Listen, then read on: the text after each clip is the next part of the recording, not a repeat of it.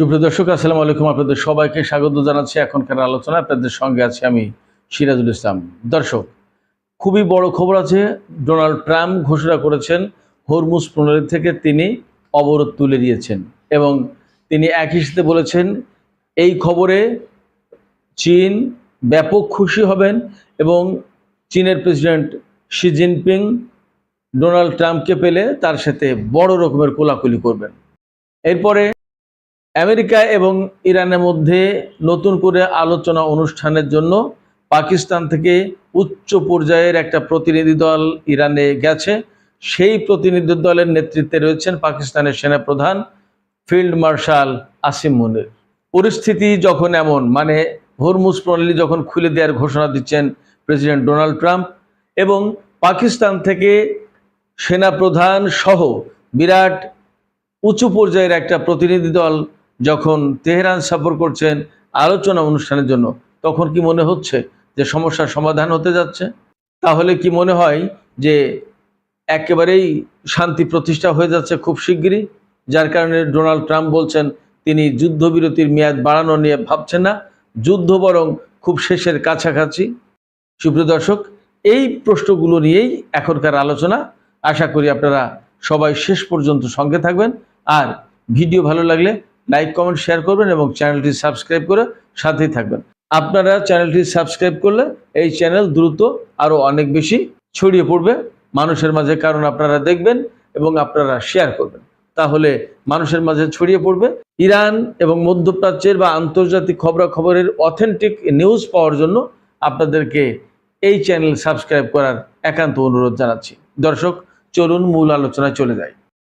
মার্কিন president Donald Trump কিছুক্ষণ আগে সোশ্যাল ট্রুথে দেয়া পোস্টে বলেছেন যে তিনি হরমুজ খুলে দিয়েছেন এবং এটা শুধু চীনের জন্য না, সারা পৃথিবীর জন্য। তিনি এইভাবে বলেছেন যে এটা চীনের জন্য এবং সারা পৃথিবীর জন্য। তার মানে দাঁড়ায় যে হরমুজ প্রণালী এখন খোলা, এটা নিয়ে আর কোনো অবরোধ নেই। কিন্তু বাস্তবতা কি সেটা একটু জানার বা বোঝার জন্য মনে হয় অপেক্ষা করতে হবে, কারণ ডোনাল্ড ট্রাম্প যা বলেন তা যে সব কিছু সত্য হয় বা সব কিছু কাজে পরিণত করেন এমনটি নয়। দেখা যাক বাস্তবতা কি দাঁড়ায়, একটু অপেক্ষা করতে হবে। তবে হরমুজ প্রণালী নিয়ে এই কয়েকদিন তো ব্যাপক উত্তেজনা, টানাপোড়েন, নানামুখী খবরাখবর ছিল। ইরান বলেছে মার্কিন অবরোধ কার্যকর হয়নি, আর আমেরিকার সামরিক বাহিনী বিশেষ করে সেন্টকম বলেছে পরিপূর্ণভাবে অবরোধ বাস্তবায়ন করা গেছে। আমরা বিভিন্ন খবর থেকে জানতে পারছি ইরানের জাহাজ বা চীনের জাহাজ বা আরও কিছু কিছু জাহাজ হরমুজ প্রণালী পার হচ্ছে। আবার আমেরিকার পক্ষ থেকে বলা হচ্ছে যে সমস্ত জাহাজ পার হয়েছে তাদেরকে আবার ফেরত পাঠানো হচ্ছে।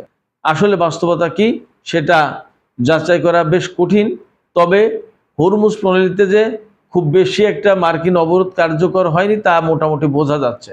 যা হোক, এই হরমুজ প্রণালী নিয়ে যখন মারাত্মক রকমের টানা পড়েন, তখন ইরানের খাতামুল আম্বিয়া ঘাঁটির যে প্রধান commander major general Ali Abdullahi, তিনি একেবারে সরাসরি হুমকি দিয়ে বলেছেন যে যদি হরমুজ প্রণালীতে অবরোধ কার্যকর করার চেষ্টা করে এবং স্বাভাবিক না করে দেয় পরিস্থিতি, তাহলে কিন্তু ইরান আমেরিকার বিরুদ্ধে পাল্টা ব্যবস্থা নিতে বাধ্য হবে। তার মানে প্রতিশোধমূলক ব্যবস্থা নেবে। প্রতিশোধমূলক ব্যবস্থা মানে সম্ভবত হামলার কথা বলেছেন। এদিকে ইরানের পক্ষ থেকে আরও বলা হয়েছিল যে আমেরিকা যদি হরমুজ প্রণালীর পরিস্থিতি স্বাভাবিক না করে, এখানে কোনো রকমের হরমুজ প্রণালী ব্লকেট করার চেষ্টা বাস্তবায়নের পদক্ষেপ নেয়, তাহলে ইরান লোহিত সাগরের এই প্রণালী অর্থাৎ বাবাল বান্দব প্রণালী বন্ধ করে দেওয়ার ব্যবস্থা নেবে। তার মানে পরিস্থিতি কিন্তু খুব নাজুক পর্যায়ে চলে যাচ্ছিল। বিশ্বের অর্থনীতি ভয়াবহ সংকটের মধ্যে পড়তে যাচ্ছিল। আইএমএফের প্রধান ক্রিস্টালিনা জর্জিভা তিনি কিন্তু হুঁশিয়ারি উচ্চারণ করে বলেছেন তেলের বাজার যদি স্বাভাবিক না হয়, এইভাবে ঊর্ধ্বমুখী থাকে, তাহলে কিন্তু বিশ্ব অর্থনীতি কঠিন পরিস্থিতির মুখে পড়বে এবং মুদ্রাস্ফীতি ও পণ্য মূল্য ব্যাপকভাবে বেড়ে যাবে। এই পরিস্থিতিতে চীনের পক্ষ থেকেও চাপ ছিল, রাশিয়ার পক্ষ থেকেও চাপ ছিল।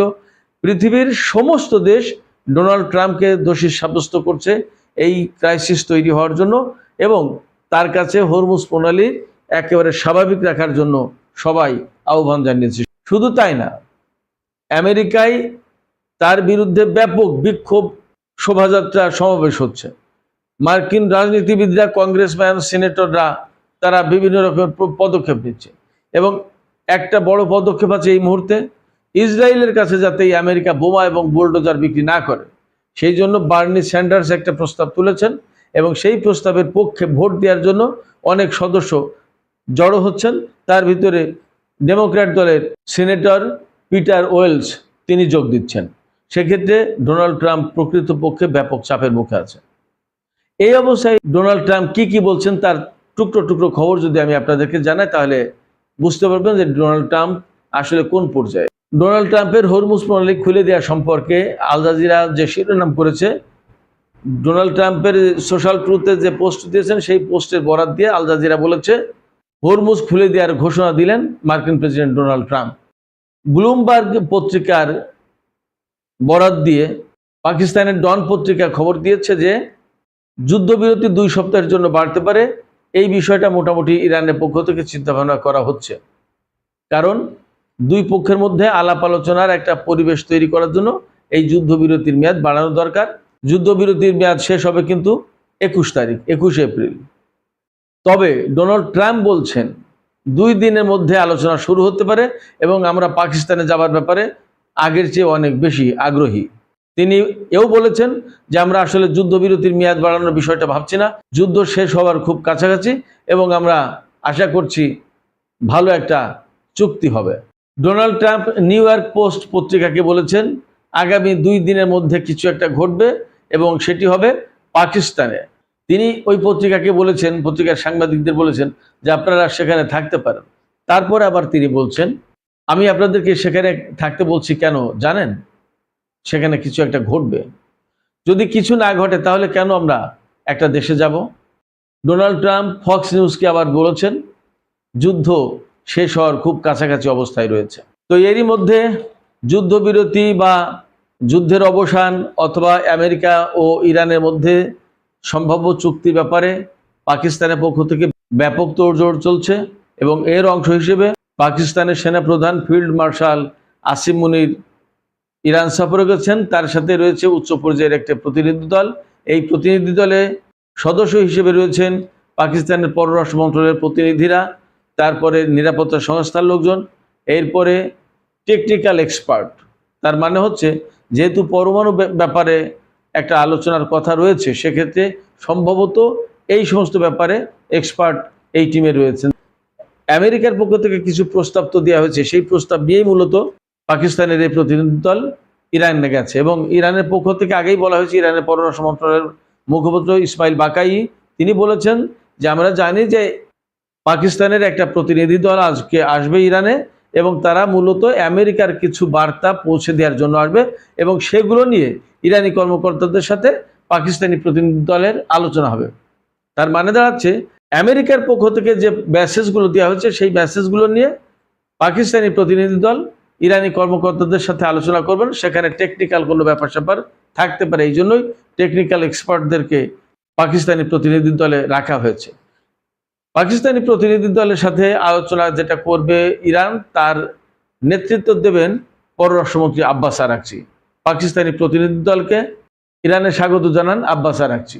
ইরানের পররাষ্ট্র মন্ত্রণালয়ের মুখপাত্র ইসমাইল বাকাই আরও জানিয়েছেন যে পাকিস্তানের রাজধানী ইসলামাবাদে গত শনিবার যে আলোচনা হলো সেই আলোচনা ভেঙে যাওয়ার পরেও পাকিস্তানের পক্ষ থেকে তারা বেশ কয়েকটি মেসেজ পেয়েছেন। এই মেসেজগুলো মূলত আমেরিকার মেসেজ।